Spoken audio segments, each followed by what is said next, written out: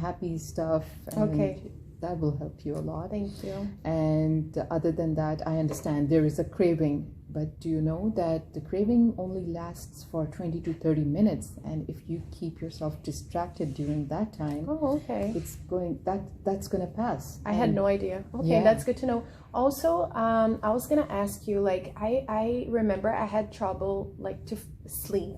I would wake up many times. I don't know why. Oh yes, this is a very common withdrawal symptom, insomnia, and normally it's advised that you could like kind of exercise 2 hours before you're about to sleep, so that your body is kind of exhausted, but also at the same time it's like there are positive hormones created.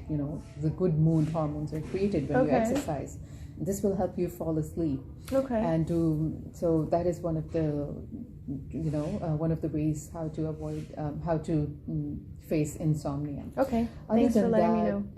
You're welcome. And other than that, what would you classify as the triggers or the blockades that make you feel? It's hard because especially when I go out, sometimes I don't only go out with my friends. I go out with my coworkers too, because in the end we're friends too. And in the end of the year we have Christmas parties, and we go out for dinner, and they're always there. So those times are hard. Yes, I can definitely understand, and that kinds of triggers you to go towards smoking. But I could I could suggest that you could when your group is like kind of smoking, you could be going and interacting with other people in the party or in this work environment, and make some new friends. And like situations where, like, because normally people are drinking and smoking together, so you could be avoiding that situation by avoiding alcohol. Keep yourself hydrated. It is true. I noticed when you're drinking, sometimes you feel like smoking. Exactly. And sometimes the stress at work also triggers a person. I'm sure you have faced it before, that when you're under stress, you're like, okay, I have to go for a smoke.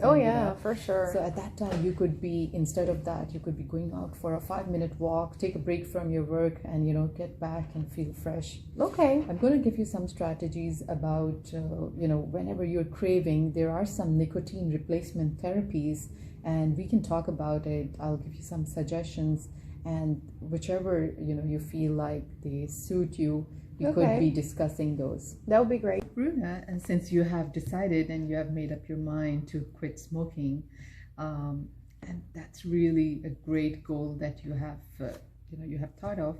What do you think you would like to do? Like, would you like to set a date? Because normally it is advised that you could set a date like 2 weeks from now. 2 weeks once you have made a decision. So that would be like January 30th? Yes. That's my lucky day? Yeah, definitely it is. Okay, so that sounds good. Yeah. So if we keep that in mind, and you can always, we could always be talking about, and we can reinforce the motivating points that you have said, like you're doing it for yourself, for your family. We could always discuss that. Normally we give a call to the client 1 week before this quitting date. That's and great. I'm going to be getting in touch with you. By the way, I could also give you some more information about the nicotine replacement therapies, which help you deal with the withdrawal symptoms. And there are lots of things, the products in the market for that, because it helps you. You will be getting the nicotine in small chunks, but then you're going to be reducing those doses. For example, the nicotine gum.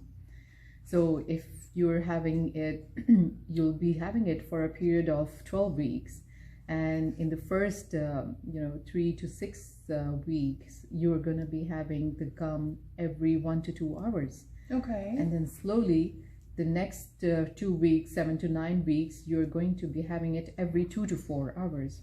Okay. And the last 2 weeks, you're going to be having it every 6 to 8 hours. So, you're kind of you're tapering the nicotine amount. Gradually. Got it. Yeah. Makes sense. Yeah, so there are some lozenges available in the market. Then there are some dermal patches, Okay. and there are dermal patches that you apply. And the good thing about them is that for 24 hours they're releasing the nicotine, and that's why you will be like able to face your withdrawal symptoms, and slowly you're going to have it reduced. But sometimes some patients have encountered some drawbacks like dermatitis, or sometimes during the sleep. So if I don't want that, is that okay? Yeah, definitely. Yeah. You can choose which product you think, and there will be a testing period as well, in which you'll be testing like how much nicotine is you need the nicotine. So we could be fixing and adjusting the amount. That's of great. yeah. I feel so safe now. Like I was kind of lost when I tried the other times. Okay. So that's great. Sounds good. I think I'd prefer the gums. Right. Okay. The nicotine gums. Definitely. Yeah. I'm going to look into more. I'm going to give you some websites and some pamphlets which talk more about the replacement therapy, and then you'll be more comfortable when you read them.